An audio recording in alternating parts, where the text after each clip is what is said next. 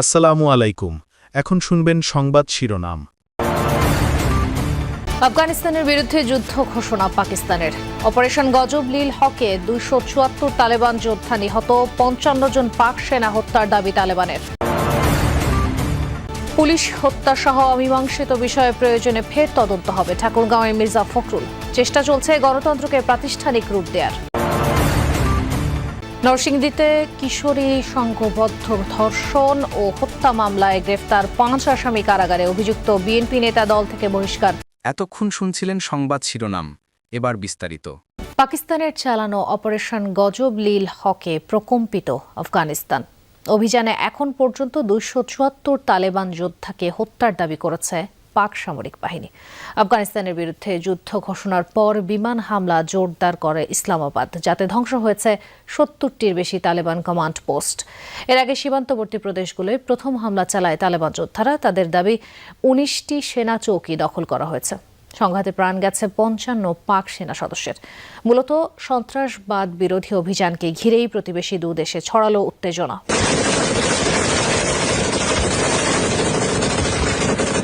স্থানীয় সময় রাত ৮টা। তালেবান যোদ্ধাদের অতর্কিত হামলায় প্রকম্পিত পাকিস্তান সীমান্তবর্তী এলাকা। চলে পাল্টাপাল্টি গুলিবর্ষণ, ছোড়া হয় কামানের গোলাও। রীতিমতো যুদ্ধ ডুরান্ট লাইন সংলগ্ন প্রদেশগুলোয়।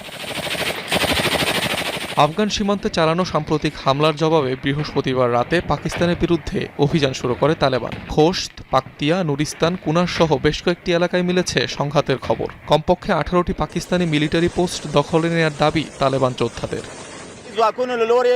প্রিয় দেশবাসী, নানগারহার ও পাকতিয়ায় পাকিস্তানি বাহিনীর সাম্প্রতিক বিমান হামলার জবাবে আজ রাত ৮টায় আমরা আক্রমণ শুরু করেছি। আমাদের প্রার্থনায় রাখবেন। এ সময় পাকিস্তানি সামরিক বাহিনীর বেশ কিছু মিলিটারি পোস্টে অগ্নিসংযোগ করে তালেবান যোদ্ধারা। জব্দ করা হয় ভারী সামরিক সরঞ্জাম। জবাবে আফগানিস্তানের বিরুদ্ধে ঘণ্টাখানেকের মধ্যেই যুদ্ধ ঘোষণা করে পাকিস্তান। শুরু করে অপারেশন গজব লিল হক। রাজধানী কাবুল ছাড়াও কান্দাহার, নাঙ্গারহার, পাকতিয়া ও পাকতিকা প্রদেশে একযোগে চালানো হয় বিমান অভিযান। সীমান্তেও চলে ব্যাপক সংঘর্ষ। ধ্বংসের দাবি করা হয় বহু তালেবান আউটপোস্ট, অস্ত্রাগার ও 2টি ব্রিগেড হেডকোয়ার্টার।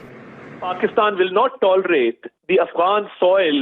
আফগান ভূখণ্ড ব্যবহার করে পাকিস্তানের বিরুদ্ধে সন্ত্রাসবাদ সহ্য করা হবে না। উপযুক্ত জবাব দেয়া হবে। পাকিস্তানের সশস্ত্র বাহিনী কাবুল, কান্দাহার, পাকতিয়ায় খুবই সফল হামলা চালিয়েছে। তালেবানের গুরুত্বপূর্ণ সামরিক স্থাপনা ধ্বংস করা হয়েছে। আফগানিস্তানের সাথে পাকিস্তানের যুদ্ধকে কেন্দ্র করে শঙ্কায় দুই দেশের সীমান্ত এলাকার সাধারণ মানুষ। ভয়ে আতঙ্কে এলাকা ছাড়ছেন আফগানিরা।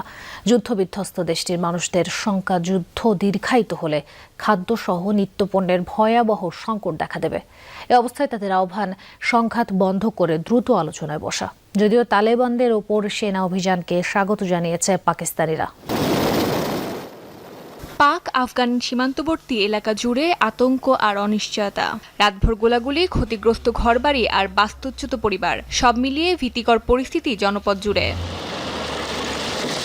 আফগান সীমান্তে বাসিন্দারা বলছে, রাজনৈতিক ও নিরাপত্তা ইস্যুর দ্বন্দ্বে বারবার ক্ষতিগ্রস্ত হন সাধারণ মানুষই। সীমান্ত বন্ধ হয়ে গেলে থেমে যায় ব্যবসা বাণিজ্য, বন্ধ হয় পণ্য পরিবহন, ক্ষতিগ্রস্ত হয় দিনমজুর ও ক্ষুদ্র ব্যবসায়ীরা।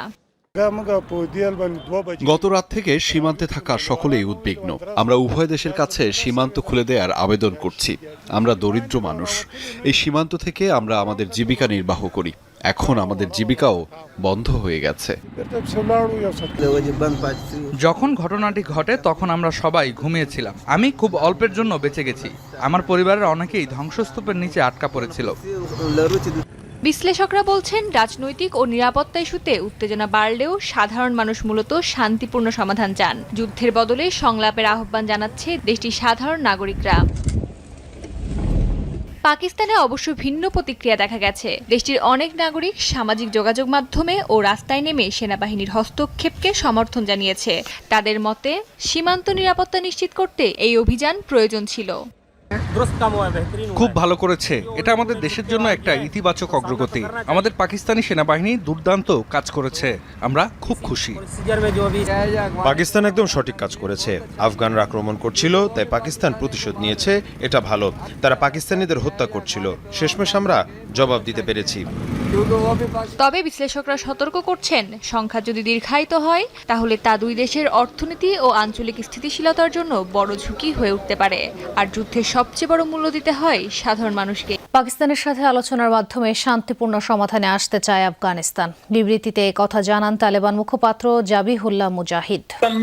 এর আগেও বলা হয়েছে, আলোচনার মাধ্যমে একটি শান্তিপূর্ণ সমাধান খুঁজছে আফগানিস্তান। বহুবার এ নিয়ে আমরা পাকিস্তানের সাথে কথা বলেছি, একসঙ্গে বসেছি এবং সম্ভাব্য সমাধান নিয়ে আলোচনা করেছি, কিন্তু দুর্ভাগ্যবশত এখন পর্যন্ত শান্তিপূর্ণ পন্থায় বিষয়গুলো সমাধানে আগ্রহী হয়নি পাকিস্তান।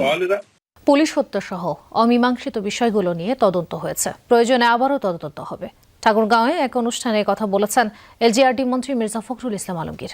এদিকে প্রধানমন্ত্রী তারেক রহমান তার ঘোষিত প্ল্যান বাস্তবায়নের কাজ শুরু করেছেন বলে জানিয়েছেন জনপ্রশাসন বিষয়ক উপদেষ্টা ইসমাইল হোসেন জবিউল্লাহ।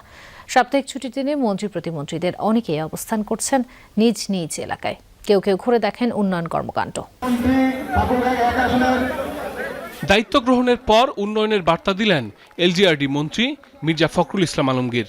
জুমার নামাজের পর ঠাকুরগাঁওয়ে একটি মাদ্রাসা ও লিল্লা বোর্ডিং এর বহুতল ভবনের ভিত্তিপ্রস্তর স্থাপনের মাধ্যমে শুরু হলো তার জনকল্যাণমূলক কর্মকাণ্ড। এ সময় মির্জা ফখরুল ইসলাম বলেন, পুলিশ হত্যা সহ অমীমাংসিত বিষয়ে তদন্ত হয়েছে, যদি প্রয়োজন হয় তাহলে আবার তদন্ত হবে। হোম মিনিস্টার সাহেব, স্বরাষ্ট্রমন্ত্রী যেটা বলেছেন সেটাই হবে, এবং যেহেতু তদন্ত হয়েছে দরকার যদি প্রয়োজন হয় তদন্ত হবে। এখন তো এটা মূলত তো আপনার আদালতে আছে।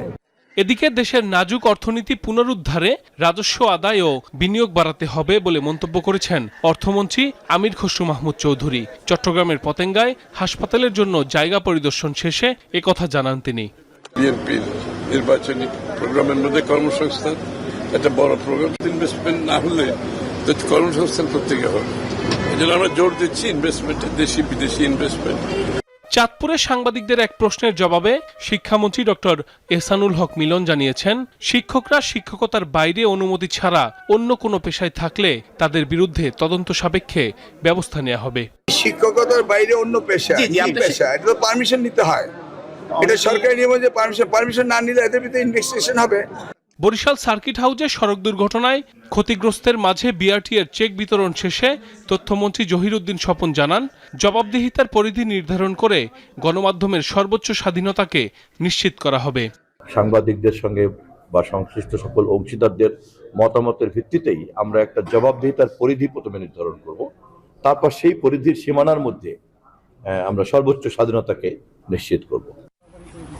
সকালে সুনামগঞ্জের হাওরে বিভিন্ন ফসল রক্ষা বাঁধ এবং কাজের অগ্রগতি পরিদর্শনকালে পানি সম্পদ মন্ত্রী শহীদুদ্দিন চৌধুরী আনি বলেন, বিগত আমলে হাওর রক্ষায় দুর্নীতি ছড়িয়ে পড়েছিল, ভবিষ্যতে যেন আর এমন না হয় সেজন্য জিরো টলারেন্স নীতি গ্রহণ করবে সরকার। সবাই মিলে সজাগ এবং সতর্ক থাকলে আমার বিশ্বাস আমাদের এই মহতী উদ্যোগ কেউ দুর্নীতির কারণে থেমে পড়বে না, এবং দুর্নীতির কারণে আমাদের জন্য বদনাম না হয় সেদিকে আমরা সবচেয়ে বেশি সতর্ক এবং সজাগ।